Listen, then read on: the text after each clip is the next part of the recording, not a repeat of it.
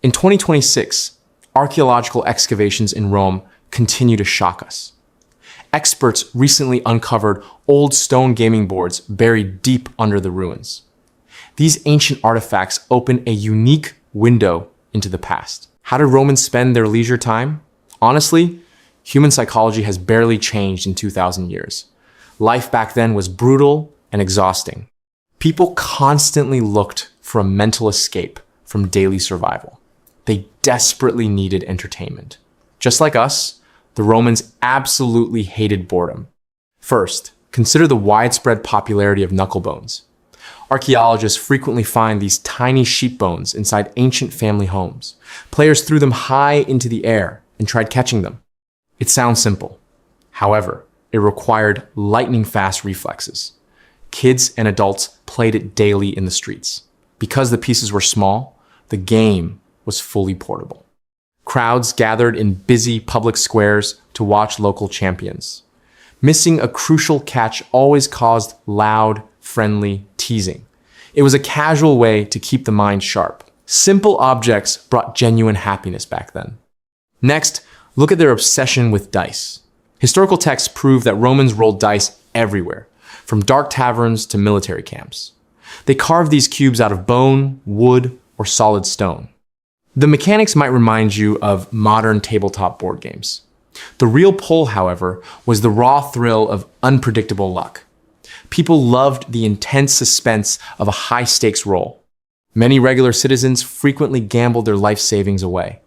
Roman historian Suetonius even documented emperors playing for hours straight. They hated losing their gold, but the risk made their hearts race. That sudden adrenaline rush is powerful. Winning a round felt like total victory, while losing made them crave just one more turn. Evidence suggests that gaming addiction was a serious issue, even in antiquity. Furthermore, upper-class Romans favored complex strategy games. A top favorite was a board game called 12 Lines. Its movement system bears a passing resemblance to modern backgammon. Players moved pieces across parallel lines based on tactical logic. Winning required calculated foresight. Another intellectual game was called the Soldiers. Many historians view this particular game as a distant, early cousin of chess. Your main goal was to surround and trap the enemy pieces.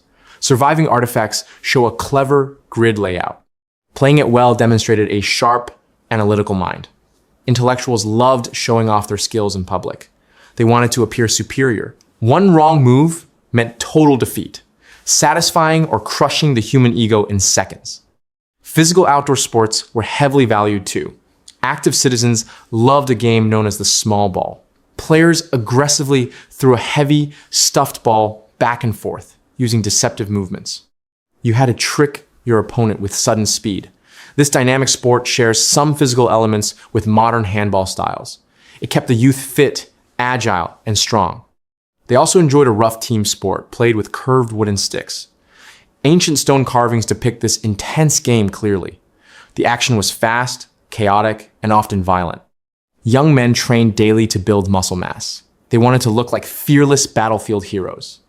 Large crowds cheered for the strongest players because fitness carried massive social status in Rome. Roman children had their own familiar playground fun. They played classic games of hide and seek in the alleyways. Groups of friends gathered to play leapfrog in open grass areas. Young boys built structures using small wooden blocks. Meanwhile, young girls played with detailed dolls made of baked clay. Child psychology remains identical across centuries. Children naturally use imagination to understand adult roles. Playtime prepared them for future social responsibilities. They learned teamwork at a very early age. Kids copied their parents through toys. Boys practiced mock battles with wooden swords, while girls practiced household care. Museum exhibits today display these ancient toys. Children always find creative ways to explore the world. Massive public entertainment filled the grand Roman calendar. Thousands of citizens regularly packed the stadiums to watch deadly chariot races. The massive crowd cheered wildly for their favorite colored teams. This rivalry created a powerful sense of community identity. Humans naturally love being part of a larger group. Large gatherings make individuals feel safe and influential. Citizens also watched intense, bloody gladiator fights. This spectacle captured the raw energy we see in modern combat sports. People traveled miles to witness incredible physical survival. The extreme danger made viewers scream with excitement, satisfying a darker side of human curiosity. Arena energy was completely wild. Daily life in antiquity was undeniably stressful. Games provided a vital relief from reality. We chase the exact same feelings today. Modern humans play immersive video games for hours. We watch professional sports to absorb collective energy. We play casual board games with family. Our ancient ancestors possessed our exact biological brain. Only our surrounding technology has changed over time. The fundamental desire for entertainment remains permanent. Next time you play a game online, remember an ancient Roman friend. They laughed at lucky random moments. They felt genuine anger at sudden losses. We are deeply connected through the ages. Our shared love for games binds us together. Picture the dark, crowded Roman taverns. Local men sat closely around heavy wooden tables. They cheered loudly for their gaming buddies.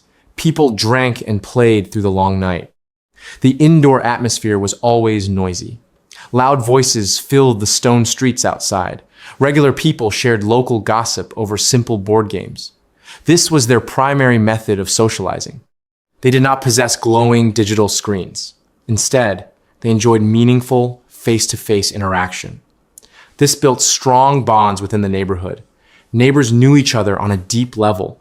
They shared life's small victories and losses together. Imagine the scorching heat of Roman summers.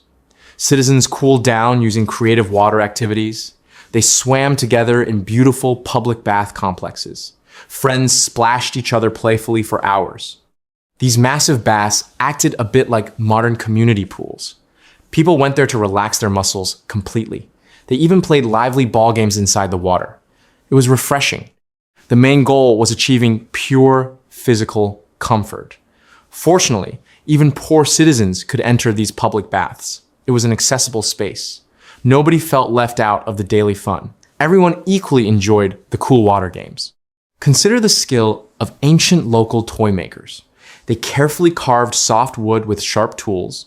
They created beautiful spinning tops for young children. Kids used small leather whips to keep them spinning on pavements. The children competed fiercely on the smooth stone. They wanted their top to spin the longest. This activity required immense patience and great technique. Watching a top spin is visually satisfying. The human brain naturally enjoys rhythmic motion. Roman children stared at the spinning tops, completely amazed. This simple wooden toy brought pure magic to life. Adults also played a quick hand game called Micatio. You flash your fingers out incredibly fast. Your opponent instantly guesses the total combined number.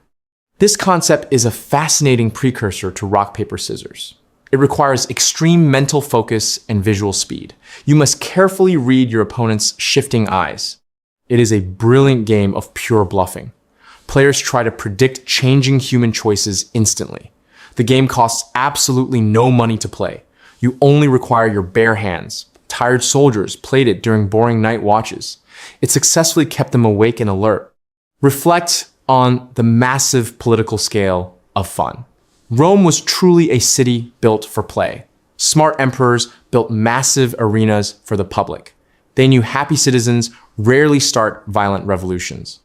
Entertainment was used as a clever political tool. The government provided free bread and grand games. Consequently, the public stayed peaceful and fully distracted. This clever psychological strategy happens in modern times too. Large sporting events distract us from real problems. We temporarily forget our worries during big matches. Romans understood this hidden human vulnerability perfectly. They truly mastered the tricky art of mass distraction. Importantly, every single game had strict established rules. Romans respected these gaming laws very seriously. Confirmed cheaters were punished severely by their friends. Basic fairness was highly valued in casual play. This practice built deep trust among local citizens. Winning a match fairly brought immense personal pride. People proudly discussed great matches for many weeks.